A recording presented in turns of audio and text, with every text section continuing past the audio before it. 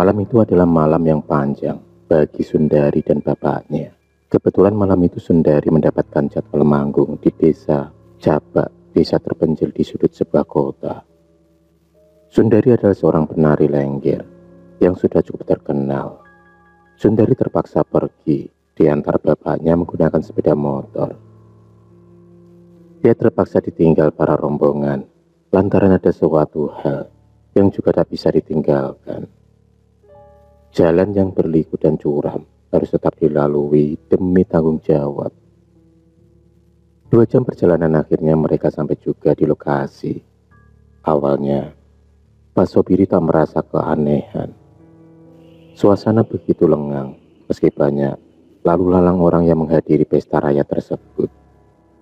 Tapi semua terasa hampa, tak ada candaan ataupun tegur sapa antara sesama warga. Semuanya menatap kosong ke arah Pak Sobari dan Sundari yang baru saja datang. Alunan gamelan pun mulai ditabuh. Sundari naik ke atas panggung dengan diiringi musik tradisional. Dia menari tanpa henti. Lama-kelamaan Sundari merasakan keanehan, hingga dia pun memutuskan untuk berhenti menari lengger.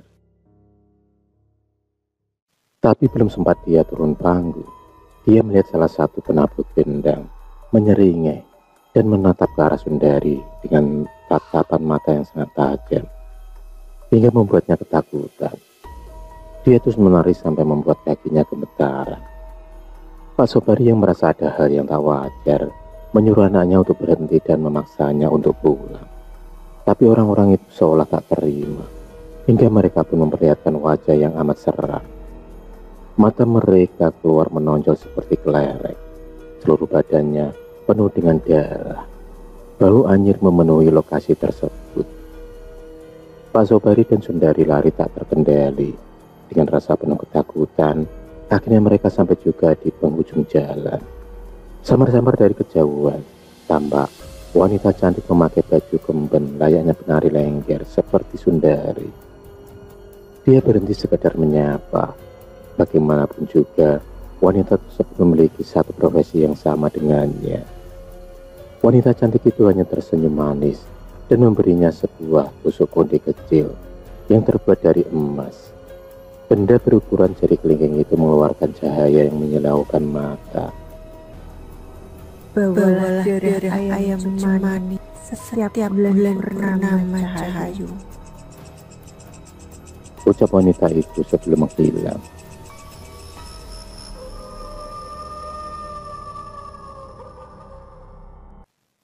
Ucap syukur alhamdulillah akhirnya Pak Sobari dan Sundari bisa selamat sampai tujuan. Dan usut punya usut, mereka ternyata terlantar di hutan larangan.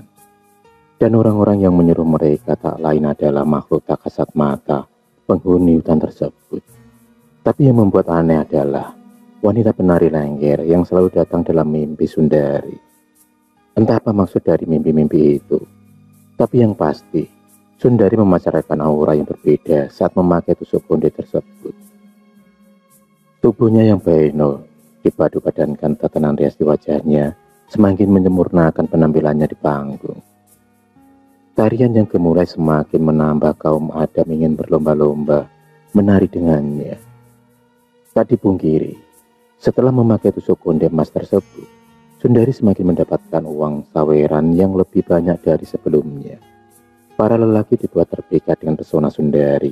Bahkan, mereka rela bertengkar dengan temannya sendiri, hanya karena ingin menari bersama Sundari. Lirikan mata, serta senyuman manisnya, mampu membuat para mata lelaki mabuk kebayang. Mereka seolah lupa kalau sudah mempunyai keluarga di rumah. Mereka pun tak takut dompetnya terkuras demi bisa menari dengan Sundari. Sundari yang dulu bukan Sundari yang sekarang. Penampilannya sungguh sangat berubah semenjak memakai jimat tusuk konde. Tak terasa malam bulan purnama telah tiba. Saat Sundari memejamkan matanya, angin berhembus dari jendela kamar. Perlahan, suara gamelan pun datang, dibarengi dengan sosok wanita cantik yang menagih janji. Sundari yang merasa berhutang budi segera berangkat bersama Pak Sobari. Kembang setaman serta ayam cemani yang sudah dipersiapkan sebelumnya dibawa menuju ke lokasi hutan larangan. Di bawah pohon beringin mereka melaksanakan ritual sesuai arahan dari wanita misterius tersebut. Pertama-tama Pak Sobari mempersiapkan mangkok dari tempurung kelapa yang sudah ditulis rapalan-rapalan menggunakan aksara Jawa. Lalu setelah itu, Sundari harus memakan bunga kandil sebanyak 7 kelopak. Setelah kemenyan dinyalakan, ayam cemani pun disembelih, lalu darahnya dipersembahkan kepada Nyai Ambarsari, sosok wanita cantik yang bisa berubah wujud itu. Tak hanya sampai di situ, Sundari diharuskan melakukan pemujaan semalam untuk sambil berendam di sendang yang berada tak jauh dari pohon beringin. Matahari mulai muncul dari ufuk timur. Sundari pun menyadari ritual tersebut. Entah apa yang terjadi, tubuhnya terasa lebih bugar dan wajahnya terpancar lebih cerah. Dan malam harinya, dia harus bersiap untuk menghadiri pesta rakyat pada bulan-bulan ini. Jadwal manggungnya selalu penuh untuk acara sedekah bumi. Seperti aksi-aksi manggung sebelumnya, Sundari selalu memukau para penontonnya. Setiap dia menggerakkan tubuhnya dengan gemulai, ada sosoknya Ambarsari yang selalu mengawasinya dari kejauhan. Dengan banyaknya kaum Adam mengidolakannya, maka akan semakin banyak musuh di belakangnya. Teman satu profesi yang merasa iri tak segan-segan akan mencelakai Sundari dengan cara apapun. Bahkan, mereka juga sering mengirimi santet agar Sundari mengalami kemalangan. Tapi semua usaha mereka sia-sia, lantaran ada sosoknya Ambarsari yang selalu terdepan menjaga Sundari.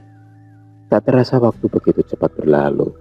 Entah kenapa, di umurnya yang menginjak 30 tahun itu, Sundari belum menemukan jodohnya. Para lelaki yang berusaha mendekatinya selalu ketakutan, karena terkadang sosoknya Ambarsari selalu memperlihatkan wajah nenek-nenek yang menyeramkan. Maka tak heran mereka selalu mundur dan memilih berhenti mengejar Sundari. Dia pun harus merelakan adik perempuannya menikah terlebih dahulu.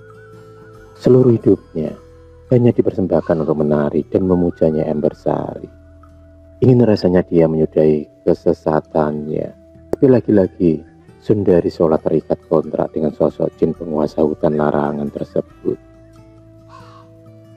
Di usianya yang sudah menua, dia sadar akan jalan yang dia lalui itu adalah jalan musyrik. Apalagi Pak Sobari telah meninggal 3 tahun yang lalu, yang otomatis tak ada lagi orang yang membantu serta menampung segala keluh kesahnya. Dia hidup sendirian dalam kehambaan, dan pada akhirnya dia membuang tusuk konde itu ke dalam lautan. Dan tentu saja, hal tersebut memicu kemarahannya Ambarsari. Dia tak terima, karena sosok Sundari dianggap telah berkhianat. Atas kemarahannya itu, Sundari dibuat celaka dengan dihanyutkan ke dasar laut. Akhirul kalam, wassalamualaikum warahmatullahi wabarakatuh.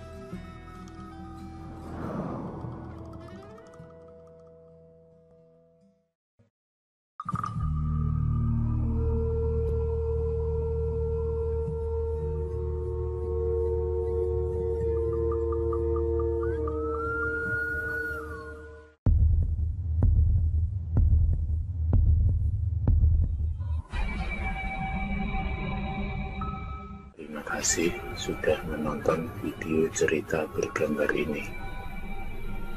Klik subscribe untuk terus mendapatkan video-video cerita bergambar selanjutnya. Semangat berkarya.